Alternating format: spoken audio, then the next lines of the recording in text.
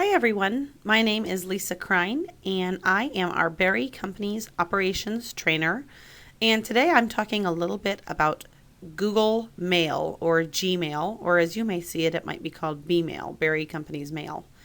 So we have been on Gmail for a few years now, and it's something that if you come from Outlook you might miss certain features, and there's a lot that's hidden in Gmail that I'd like to talk about today, to make you a little bit more familiar with it and to know how many different options you have when it comes to labeling things and sending things and how you view your mail and how your mail ties to your calendar, lots of things. So the first thing I want to talk about is how we get to our Google Mail. Right now you can just see I'm at google.com.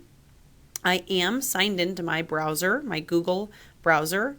And the thing I'm going to start by saying is it is best, in my opinion, to use the Google Chrome browser. In other words, this little guy right down here that's it's a circle, it's red, green, yellow. Anything that we use in Google is best utilized in Google Chrome because it's really built for all the Google apps. So if we're using Google Chrome, Google Drive, Google Email, Google Calendar, Google Docs, things like that, it's better to use Google Chrome than it is to, say, use Internet Explorer down here. Or even Firefox. My recommendation is using the Google apps in Google Chrome. If you don't have it, you just do a Google search for download Google Chrome, and you can download the Chrome web browser here. But I'm going to go back to our Google page. I have signed into Google Chrome, and the way that you do that, I do recommend it. If you go to these three little horizontal bars in the top right hand corner and you go to settings, as you can see, at the very top, mine is actually said it's signed in. And you can see that my lkrine at berrycompaniesinc.com account is already signed in here on Chrome. If I wasn't, it would say sign in and it would have a button for me to sign in. And I recommend that you sign in with your at Berry Companies or at Bobcat of Houston or at Berry Material or at Berry Tractor email address.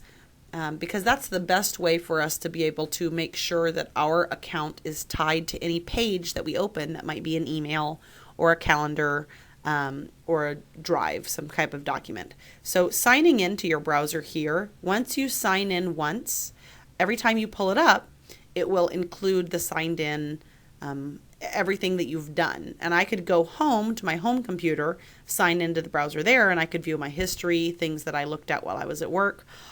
You'll notice up here I have a favorites bar with all the web pages I use often. So if I were to go to my computer at home and sign in as lkrine at berrycompaniesinc.com, it would actually pull over this top, all of my favorites as well. So that's one of the beautiful things about Google is it's very functional for using it from different locations, different sites on the go, and being able to log in remotely and still access any favorites you have, any history that you have, your email, your calendar, whereas kind of in the old days, if you think back to Outlook, when we had Outlook is really almost a one computer type of thing. It works really well on one computer. You go to that computer in the morning, and when you leave it at night, it doesn't really translate very well over to another one. So I do recommend signing in. When you sign in, it's going to ask you to link the data or create a new account. I always choose link data because what it does is it's basically just saying, can I pull over all the other information from the account that you've set this up on? In other words, do you just kind of want to see it all together? And I always say, yes, go ahead, link data, if you ever do see that. Now, the reason I showed you that is because I'm signed in, and you may not be able to see this, but there's my little name right at the top. Because I'm signed in from google.com, I can launch any of my Google apps from this little 9-square app launcher. And this is how some people get to their email, is by clicking that and clicking Gmail. You can always go to mail.google.com and that'll take you right in. But I really like using this little browser right here because there's a lot of things I can choose for. I can choose my Gmail, my calendar, my drive. I can get to my photos that I back up, my YouTube account. There's a lot that I can configure and put in here. So I really like that app launcher. So I'm going to choose Gmail, and it's bringing up my mail right now. And just for reference, you'll notice that my app launcher is kind of still up here, those 9 squares. So if I wanted to get to my calendar, I could choose it from inside my email as well. First thing that you'll notice is it is mail.google.com. If you ever just want to type it and hit enter, it will go into your email. It may ask you to sign in depending on what your computer you're on. But I'm just going to walk through a little bit what mine looks like and kind of some of the settings that I recommend you using. So let's take a look at this homepage and kind of understand it. First and foremost, we see that we're looking at mail, and the way that I can tell this is it says mail up here under B-mail, and it's got a little down arrow. The other things that you can access from that down arrow are our contacts and our task list. So the first thing I want to talk about is contacts. This actually does pull over my contacts from my phone as well. So it has everybody within the company that I've added into my phone, or anybody from outside the company that I've added separately. There's a lot that I can do. I can add a contact here. I can import contacts, like if I have my personal email address and I have some professional contacts in there, I can export it from that one to a file, and then I can re-import it in my Berry Company's email to pull those contacts over. If you have some somewhere else set up, that's something that's a really nice little feature. Finding and merging, if you're maybe you're a salesman and you have 4 different versions of one contact in your phone, you can merge all 4 of those records together so that you only see them once now. And it maybe one of those contacts had their office phone, another one had their email address, one had their cell phone. When you merge it, all that information comes together. So there's quite a bit that you can choose from in here, and it is very customizable as well. So that's how you see your contacts. You can also see the people that you contact the most, or if you ever star a contact, I really want to get back to this person, you can do that as well. Creating a new contact is as easy as hitting the new contact button, and it will let you add someone to this list and kind of choose where you want to, if you want to have them in any kind of group, or if you want to make sure that is it a standard contact, is it somebody in your business? Anyway, there's a lot of different features to explore in this contact section. If you ever have any questions, feel free to call, and I can kind of help you understand those contacts a little bit more. The other thing that you can do under mail is what's called a task list. I'm going to get back to my mail quickly first. And I am going to click on tasks. And what it's going to do is it's going to bring up my task list that's associated with this email address. This is something that some individuals of our company absolutely love, use it a lot, because there is a way to tie tasks to emails. So let's say that I have this top email from Mike, and I want to be able to remind myself to email him back next week and say, hey, did you get that taken care of? I can click on the email, I can click this down arrow, and I can say, actually I believe it's up here at the top under more. I apologize, it's that button up there. Add to tasks. And when I say add to tasks, it puts the name, the subject of the email here at the top, and it has a link for a related email and a little arrow over. If I check the box, it's going to check it off of my task list and cross it off. So I don't want to do that yet. Let's say I want to remind myself, today is the 25th, and I want to remind myself on the 30th to email him, email Bo, to follow up about survey.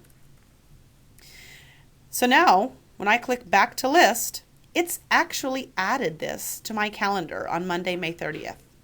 So if I go up to the top and I click calendar and I navigate to Monday, May 30th, it's added this information up here, and I can go right back to the email that Bo sent me, and it'll pull it right up. So I can remind myself, hey, you talked to him about it last Wednesday. You need to talk to him about it again on Monday. If that related email link doesn't work for you from the calendar, it will always work from the task list. And the task list is something that I always keep kind of running over here. So let's say a week has passed. I'm deep in my emails again. My reminder comes up. I can always go to my task list. I can click this related email, and it'll take me right in. When I'm done, when I've already followed up with him, he says, yep, Lisa, everything's good. I can just check it off. And now it takes it off of it doesn't remove it from my task list, but it puts a little check mark next to it so I remember that I followed up. So that's kind of what this tasks feature is here. A lot of people say instead of having 1,000 sticky notes all over my desk or reminders in my phone all the time, I just keep this running task list so I can get back to those emails that I told so-and-so I would get back to them on in a week, or just to remind myself to follow up in a week. So the task list is a really nice feature if you ever want to use it. I do encourage you to try it out. Try it out on a couple of emails and see how you like it. You can always leave it open, close it, and then as soon as you go back over here and hit tasks, it'll pop right back up. I usually like mine kind of shrunk down towards the bottom, so I'm going to hit this minimize button, and it just kind of lives here all the time for me in my email. Stays down there. Okay, so we've talked about what's under this mail header. Now let's talk about what Google calls labels, what you may think of with Outlook or other email applications as folders. When I click that down arrow under more labels, so all I did was click that arrow, I see every category that I have whenever I want to categorize an email. So if I want to categorize an email as something that Kaylee sent me, like this one right here, Kaylee and I have been having a conversation about a workshop. There's two ways I could go about doing that. I could, and I'll talk about how to create these a little bit later on. I can click that email and I can go to my little folder and I can say move it to Barry Co. Kaylee, or I could add that tag to it up here. Add Kaylee, check and apply, and it's going to add it to my Kaylee category. Or there's another really great way to do it. When I go back to my email, and again I'm using that back button at the top, here's my Kaylee email, and here is my Kaylee category. If I just click it and drag it on top of it, on top of that email, it's automatically, there it is. Now it categorized it as something that Kaylee and I have talked about. And what's great about this, if you're ever wanting to go back and kind of, I need to remember what she and I talked about, you can click on some of these categories and see everything that you and that individual have talked about if you've moved things over correctly or categorized them correctly. So using labels is a really nice way to kind of remind yourself about how we stay informed about different conversations that we're having, different people that we're talking to. The other great thing is you can add more than one label. So this is my Kaylee email. I'm going to go back to my inbox. Here's my email that I added Kaylee to, but this email is technically also, it's about training. We're talking about going and doing some training together. So if I take training and drag it on top, not only is it going to categorize it as Kaylee, it's also going to categorize it as training. So if I'm trying to think back about this conversation that we have, I can find it in both places. Here it is listed under training, there's that email, or here it is listed under Kaylee. So when you start adding multiple labels to something, it really becomes very intuitive. If you can't quite remember where you put an email, you might want to add multiple labels to it that make sense so you can look back for it later. So that's what our labels are. And again, here in a bit, I will show us, I'll kind of give you an overview of how to create these because I do have a lot and I use them quite often. I make sure my emails get categorized correctly at the end of the week. The other thing I want to talk about on this left-hand side, we've talked about everything down to here, these three little guys at the bottom. There's a picture of a little person, there's a picture of a comma or an apostrophe, and there's a picture of a phone. This is called Google Hangouts. It's different than Google Mail, but it's included in Gmail. So if I click this, this is technically my instant chat. So if I wanted to chat with someone, I could, let's say I wanted to chat with Sean, I could just click on his name and he and I could have a conversation. It's more of an instant messaging platform. So I could send him an instant message instead of sending him an email, or instead of calling him, just shoot him a message real quick and it would show up right in there. And it shows up for him over here, gives him a little alert, kind of beeps on his computer, and it would also show up at the top in his Google Mail tab. It would show that Lisa Krein is trying to chat with him in this moment. So you can either look at just the people that you've chatted with. You can actually look at the past conversations you've had by clicking this middle one. So just people, actual conversations, and they go back quite a ways. So if I know that Sean and I talked about something in a chat 6 months ago, and I never really deleted that chat or deleted him out, then I could go back and look through that and just back up and find the things that we chatted about 6 months ago. Now this little headset, what I would call like a phone headset, is actually like a paid version, almost a paid version of Skype. This is not something we use, but just for reference, you can add money to this. Let's say I wanted to put a $10 credit onto Google Talk is what this is called. And I could call overseas if I had someone that was living in France or needed to make a long distance call that I didn't have international fees from my phone or from my computer. I could always add money to this and just make an international call. And again, that's called Google Talk. We don't really use it here, but that's what it is in case you've ever wondered. Okay, so I've kind of covered my left-hand side. Now I want to cover everything that's happening at the top. So I'm going to, this is the greatest thing that Google has done for mail, is their search bar at the top. It is a phenomenal feature. I'm going to delete my label out. It's a phenomenal feature, and it really gives you the opportunity to drill down and find the type of email that you're looking for.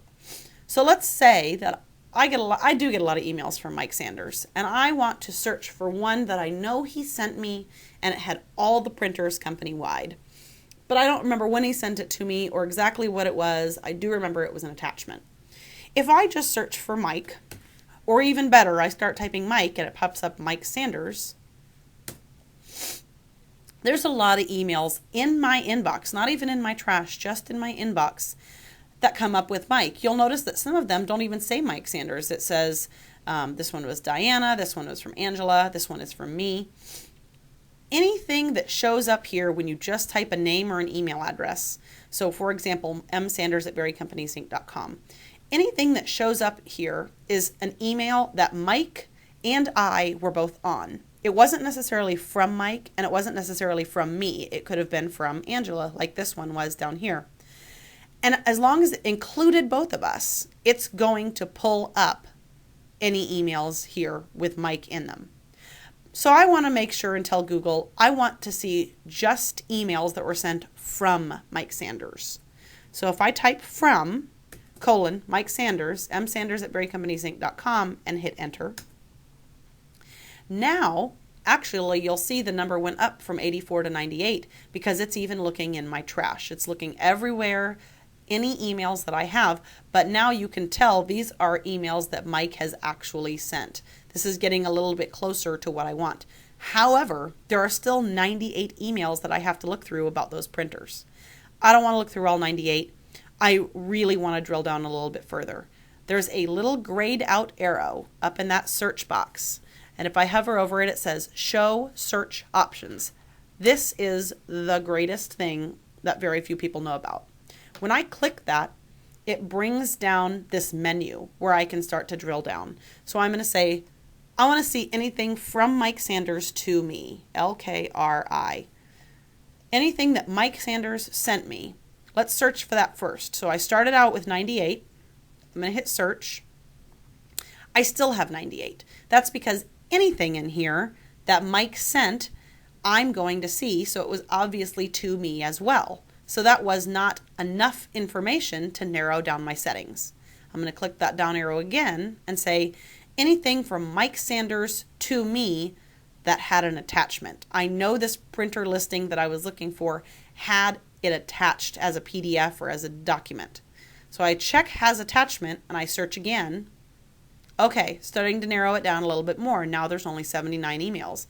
So I have 79 emails in my inbox, in my trash, in my labeled folders that Mike sent that I was also on that had some sort of attachment over here. You know, I still don't want to dig through 79. I'm going to click that down arrow again and say, I know, I don't remember what the name of the email was. I don't truly remember when it was sent. If I remembered when it was sent, I could say maybe it was within 1 month or 6 months of this specific date. But I know somewhere in the email it talked about the word printer. Printer. Was it printer sheet, printer form? So I type has the words printer because I'm not sure that was the subject. and I click search again. So we're starting out at 79. From Mike to me has the words printer in it, and it was an attachment. When I click search now, 12. 12 emails that Mike and I have talked about that had something to do with printers, and as you can see by all these little paper clips, had an attachment. That makes it much easier for me to start up. There it is. There is the one I'm looking for, printer listing. So as you can see, I went from 98 emails when I just typed Mike's email address up at the top, down to 12 when I simply put in a few little parameters in this search settings menu, and I was able to really narrow it down to what I was looking for. If you take one thing away today from this training, take that search bar away. Think about how you can better search your emails and not spend 20 minutes or so looking for a message from someone specifically. You don't even have to have an email address in, from, or into. If you don't remember who it was from, you can search by has the words, or by has subject, or it was an attachment, or I think they sent it 6 months ago. So none of these fields are required. They're all optional. They're just ways to be able to search your inbox. So that is my all-time favorite Gmail feature, and Outlook had nothing comparable to it. So this is where I think Gmail is actually superior to Outlook, is in its search capabilities. Okay, I am going to close that out. I'm going to delete that and kind of get back to my inbox. I have all 662 messages again. So now I'm going to talk a little bit about these icons at the top before I go into the meat and potatoes of what our settings are and different settings you can change in messages. We talked about our launcher earlier, that little Google Apps 9-button launcher that I can get to my calendar or my Drive or my photos through. Excuse me. Next to it, there's a little bell. That's our notifications. If you back up photos with Google Photos, or if you have a Google Plus account and somebody wants to connect with you, you may eventually see this little bell turn from a bell into a number like a 1 or a 2. Just click it, and it basically tells you what it's trying to notify you about. I personally back up my photos on my phone here, and so every once in a while I'll get a little notification that says, Google noticed that you uploaded 10 photos from this day. We created an album for you. And I can click on that album, and it shows me the photos that I uploaded that day. So usually that's all that means, is it's just a couple little notifications. And then, of course, you might have your initials. You might have your picture here. If you click it, you can switch back and forth between accounts. I do have quite a few accounts that I manage, or personal Gmail accounts that I like to check from time to time. You can always click add account if you have a personal Gmail account and you want to be able to see it here as well. And it's just as a matter of clicking one of these to flip back and forth between accounts. Google does a really great job of managing the difference between the two of them. So that's kind of what we talked about our left side, we talked about our search bar, and our icons at the top. Let's really get into the heart of what Gmail is now. I'm going to live pretty much the rest of this session in the settings menu. That's this little gear up here in the top right hand corner that so many people, we see it every day, we often ignore it. We kind of go to it to talk up, maybe set our signature, turn our vacation responder on, but there's so much buried in here that you can use, and I really want to talk about that today. So I'm going to click on settings. I'm going to start down here in a minute in the actual settings menu, but I do want to talk about display mode up here first. I have 4 options because I do have a touch monitor. You may only have 3, or you may have 4. But what these are, cozy, comfortable, compact, is it's the way that you view your email.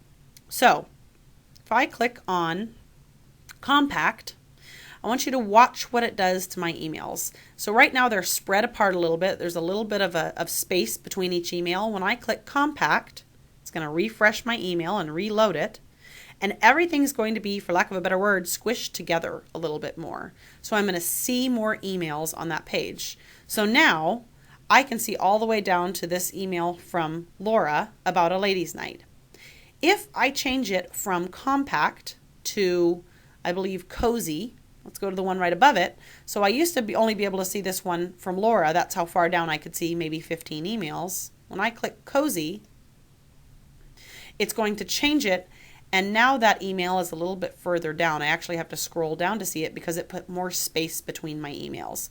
So depending on what feels good to you, what looks good to you, Try playing with these settings a little bit to see how your emails get spaced differently. So that's what those are up here at the top, display mode. Now for the rest of our session, I'm really going to talk about the many different settings that you can live in. So I'm going to click settings. And there's a couple different tabs I'm going to talk about. I'm going to talk about general. I'm going to talk about 3 or 4 things here. I'm going to talk about labels, which is how we get our folders over here. I'm going to talk about inbox, this tab up here, because you can really start to see your unread messages first instead of having to dig through them. And then I'm going to talk a little bit about these 3 over here, labs, offline, and themes. So let's just stay in the general tab first and scroll down. First thing I really want to note is this maximum page size. When I go to my inbox, you're going to see that I actually see 50 conversations per page. So when I click inbox, if I were to scroll down, I'm going to see, if I were to count them, there's 50 here. But if I go back into my settings and I change that to, let's say, 10, scroll all the way down to the bottom and say save, now I'm only going to see 10. So I'm not going to have to keep scrolling to get to the bottom. Maybe I only want to see 10 at a time and I want to scroll through them here so I'm not constantly having to move this bar up and down the page all the time. So that's, again, it's just a matter of preference, but you can change how many you see per page in that settings menu. And again, that's called maximum page size. The next one I want to talk about is conversation view. Conversation view is in Gmail inherently turned on, conversation view on. When I click on inbox, what you may notice, there's this conversation between Angela, John Sandburn, and I about min-max. There's 12 different emails that we've sent back and forth to each other.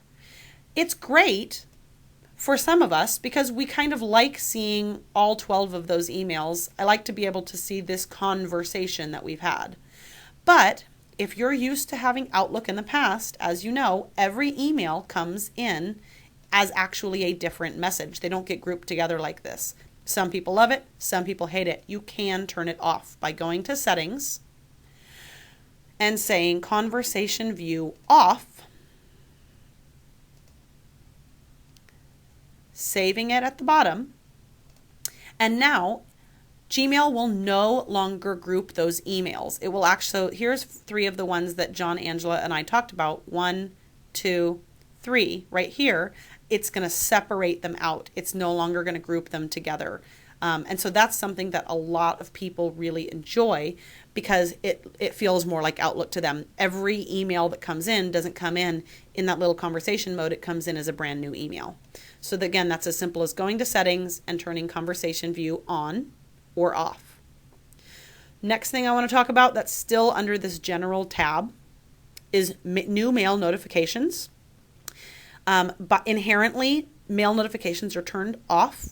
But if someone sends me a new email and I'm in Prelude or I'm somewhere else and I want it to pop up on my screen, down here in a little box kind of in the bottom right hand corner, if I turn it on like I have right now, a little message will pop up that says you have a new email, and it shows me who it's from, the subject line, and like the first 5 or 6 words of the email. I can click on that notification. It stays up about 5 seconds, and it'll actually take me into the email, or I can just kind of let it fade away and check it later if it's not something I really need to see. A lot of people like this, and so if you want to use that, under settings, desktop notifications, inherently it's mail notifications off. I would never really do this middle one, important mail notifications. That's Google trying to decide what it thinks is important. I would just turn them all on, that top radio button that says new mail notifications on. I would always click that if you want to try it out. But again, that's something that I would try out. You may really like it to be able to see the emails that come in. Your signature is available here. A little bit further down the line, you can change you can type whatever you need. You can change it to bold, italic. You can add a link if you want to link maybe www.whitestarmachinery.com. You can add a picture here if you want to insert an image into your signature, maybe a Bobcat image or a Komatsu or Yale image, maybe your logo.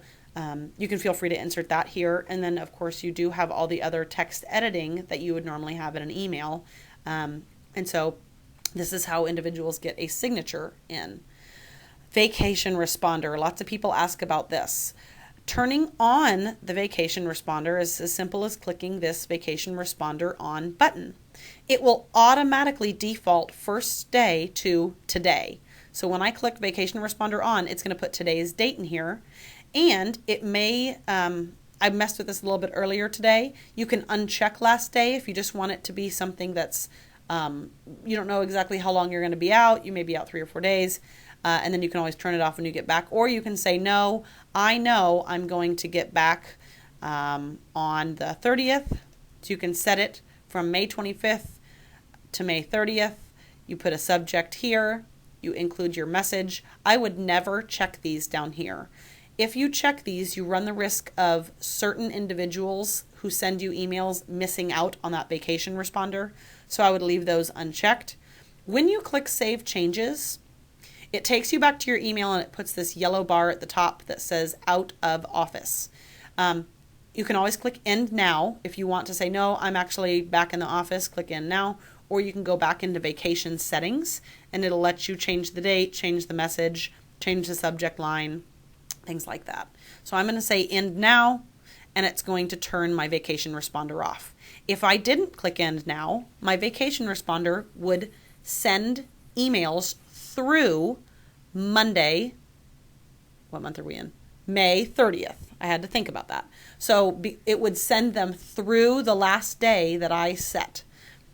So there's kind of in Gmail 10 different ways to skin a cat. You can do those 2 different things to turn your vacation responder on and off. Okay, I'm going to go back into settings. We've talked about everything that I wanted to talk about in this general tab. Our maximum page size we covered. Our conversation view, turning it on or off, we covered. Talking about desktop notifications popping up and showing you that you have a new email. Your signature that you can always add text, pictures, or links to. And your vacation responder is the very bottom of this general page. So the next thing I'm going to talk about is labels. How do you create categories that are over here in this left-hand side? Well, when you're in labels, if you scroll down just a little bit, you'll see a message that says Create New Label. Let's say I wanted to create a new label for Barry Tractor, Wichita. And I just wanted to create a general category for Barry Tractor, and then I wanted to start creating different people from Barry Tractor that I got emails from. So I'm going to create the first one called Barry Tractor Wichita, click Create, and you're going to see it show up right here, just as a main category. But let's say I wanted to create different subcategories or subfolders for people that work at Barry Tractor. So I can create one for John Barry. I can say nest that label under Barry Tractor Wichita. So I'm going to say I want to put a subfolder in Barry Tractor that I'm just going to move emails from John to. I'm going to click Create, and it's going to put this little arrow next to Barry Tractor Wichita. When I click that, now you're going to see my subfolder for John. And I can add more subfolders that way. Let's say I wanted to create a subfolder for every person at Barry Tractor. I would just go through that process of creating new labels, nest under Barry Tractor Wichita, and it's going to gradually start adding to that list. So that's how I got all of these categories over here on this left-hand side. It's a really, really nice way to be able to really use your email and create lots of rules and able to find things from certain individuals. The other thing I want to point out is, let's say every time John Barry sends me an email, I want it to go here. I want it to automatically go to his name. I'm going to do a search for John. Here's my emails from John. And let's say that I want to create a rule that every time John emails me, it's going to go over here. I'm going to click this More button at the top, and I'm going to say Filter Messages Like These. This is how we create rules in Gmail. So from jbarry at barrytractor.com, I don't really want it to have a subject or anything. I just want to say every time this person emails me, I'm going to create a filter with this search. I want to apply the label Barry Tractor, Wichita, John. When I hit create filter, from now on, every time John emails me, it's going to come to my inbox. I'm going to see it, but it's also going to apply this label John to it. If I didn't want him to necessarily, J. Barry, if I wanted it to skip my inbox, in other words, I didn't want to see it, there's another way that I could say, don't even bring it into my inbox, just put it in this folder. As you can see, I have a folder that's called Bobcat. I get shipment notifications on every machine that gets shipped out of the factory, and the first time they started coming through, they came through at like 11:45 at night. My phone buzzed about 15 times and woke me up. So I said, I want to get them all. I still want to receive these emails. I want to get notified, but I don't want my phone to buzz in the middle of the night every time they decide to ship a machine off. So what I did was I went into an email, I said more, and I did the filter messages like these. When I created a filter with this search, I checked the box at the top that said skip the inbox. So when you say skip the inbox, it's not going to notify you. It's simply going to put it in this folder and it's not going to come up. So that way I still have a record. If I need to look back, I still have a record of everything that got shipped, everything, all these emails that I still want to be able to have a record of to look back on. But I'm not going to, it's not going to alert me every time I get an email from them. This is really good if you get promotions, if you get field mods and you don't necessarily want to see them every time. It's a really, really great place to be able to put them so that you can look back at it, but it's not bugging you kind of coming into the inbox every time you see it. And again, all you have to do is, let's say I wanted to do that for John Barry, J. Barry. You type in the email address at the top in the search bar. You hit that little down arrow. Create filter with this search is the easiest way to do it. Or if you're in an email from that person, at the top under more, you can choose filter messages like these. They both do the same thing. So that's a little bit about creating filters so that you can utilize these labels over here or these folders over here on the left-hand side even more. Okay. I'm running a little bit longer than 30 minutes, but I'm going to keep going because there are some more interesting features in Gmail. I'll try to kind of wrap it up in the next 10 minutes. So we talked about labels, how to create those. Next thing I want to talk about is inbox. Inbox type. This is really where I like to change it around a little bit. If I say I want to see my unread messages first, this is a really neat feature. A lot of times I'll meet someone who says, you know, I have 368 unread emails, and I really want to be able to see them at the very top. I don't want to have to dig through and find them all the time. I want to be able to clean my email up a little bit. Where are those 368 emails coming from? Well, you can choose unread first, like this. Unread first means that you are going to see the unread messages at the very top of your inbox all the time. And it's not going to do them chronologically anymore. It's going to just put those unread messages at the top, and then it's going to put your read messages below it chronologically. And I'll show you exactly what I mean by that. So when I choose unread first, it tells me, do you want to keep them in a section at the top? Do you want to just put them in the inbox? I always leave this one at the top, unread items in the first section. So when I say save changes, now you're going to see there's a section up here that says unread with my name, and it says test.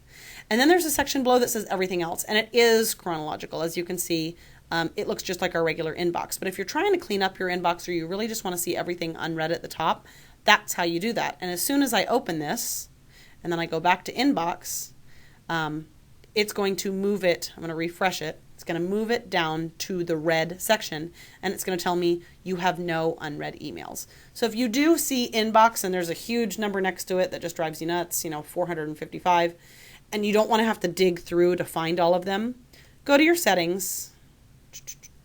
There we go. Go to the third tab over, inbox, change it to unread first, and then it'll help you dig through those unread emails. Okay, hit those first three. I'm going to kind of skip these because these are kind of technical IT-esque categories. The filters isn't. You can look back at the emails that you're filtering and change the rules on them. But let's really look at these last three: labs, offline, and themes. Themes is the first one I want to talk about. If your email looks like this and it's kind of white and it hurts your eyes to look at during the day, this is where you can set the theme to maybe something darker, or you can upload a personal picture.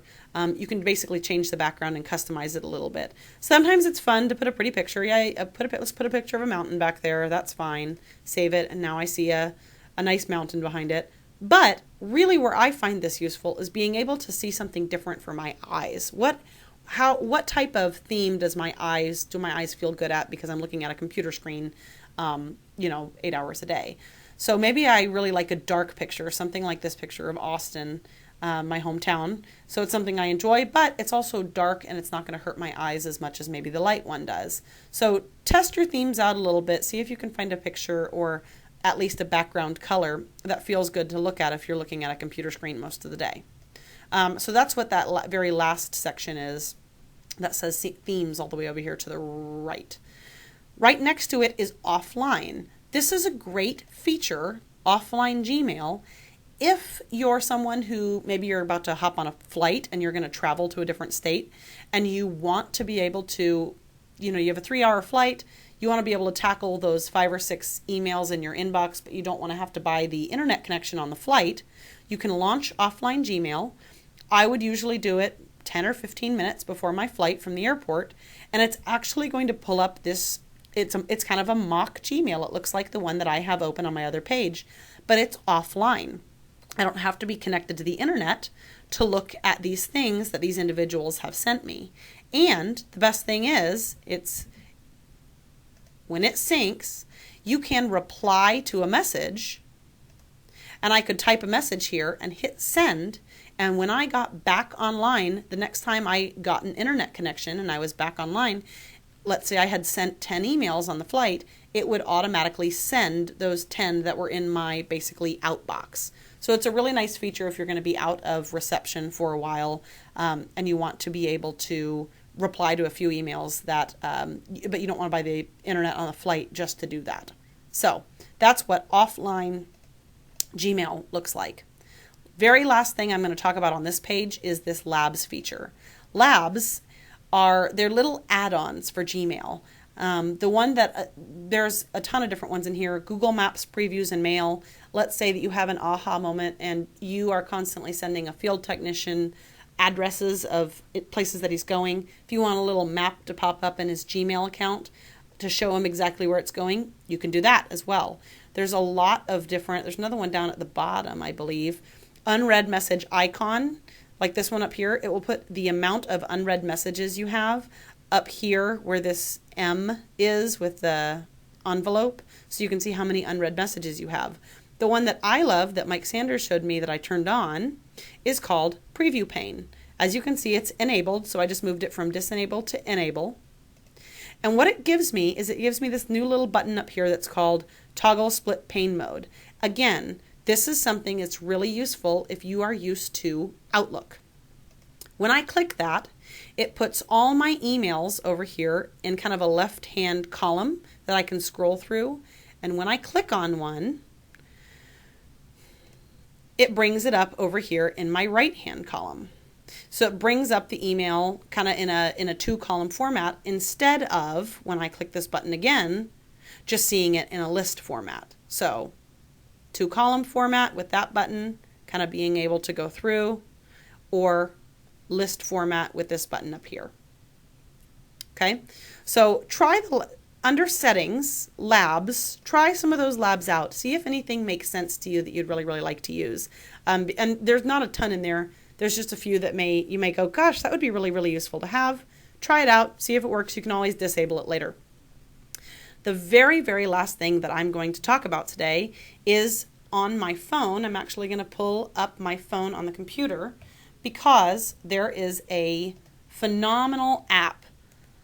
If you like to get your email on your phone, I don't use and I'm an iPhone user, so I'm speaking for iPhones, but I don't use the default mail app on the phone. I use the actual Gmail app. And I'll show you how to get it. I'm going to display my phone right now. So here's my phone. So there's an actual Gmail app on the phone down here at the bottom. Same icon. It's this one down in the middle. If I click it, it mirrors my email on my phone. So I can click inbox. What I like about this is it's a little bit more intuitive. So if I start an email out at the top and I start typing Steve, it pulls up our kind of global address list that we're used to seeing here at the company. If anybody has pictures set like Steve Essman does, you can see those, but it's just a little bit more intuitive. Mike, there's all of our Mikes that work at our company. It's pulling from our local Berry Company's global address list. So it's a little bit easier to use. The other thing I like about it is, I will talk about Google Drive in a later session, but you can insert right from Drive by hitting that little paperclip up in the subject. I can attach a photo from my phone, insert from the Drive. I can even draw if I really want to. But it's just a little bit more user-friendly. Here's all of my labels that I've created. There are the two that I even just created with Berry Tractor Wichita for John and Steve. And this is my favorite part. There's the little gear icon that means our settings. If I go into my gear icon, I can set my vacation responder from my phone, which is not something that you can do from the Mail app. I can turn it on and set my out of office from my phone. I can also add a mobile signature if I want to as well, to let people know that I am responding from my mobile device and not my computer. But what I really like about it is that vacation responder that you can turn it on from your phone. So the way that I got this is, and it looks very much the same on Android phones, I went to my app store and I just did a search for Gmail. Yours will say get or install, and that's how, and then it'll run right through the same screens that you're used to seeing if you ever log into your Gmail account. It's very simple to use, and if you're used to using our Gmail like this one in the background, it will be very intuitive to you. I like it much, much more than the standard Mail app on this phone. Okay, I think that's about all that I could possibly ever tell you about Gmail. I'm sure there's a few more things that if you have questions on, I went too fast on, or something didn't make sense, please feel free to call me or Mike Sanders or Brian, one of the Brians, somebody in the IT department, and ask for help about Gmail, because it is different. If you're used to using Outlook or a different mail platform, there's so much hidden here that you kind of have to dig out, but once you get it to look the way that you want, it's incredibly useful. So thank you so much for listening today. In the future, I will cover Google Calendar and Google Drive. Those are both really great Google apps that we use on our phone and on our computer, available on the go. And I hope that you maybe learned a little bit something new about Gmail today. So y'all have a wonderful afternoon. Talk to you soon. Bye-bye.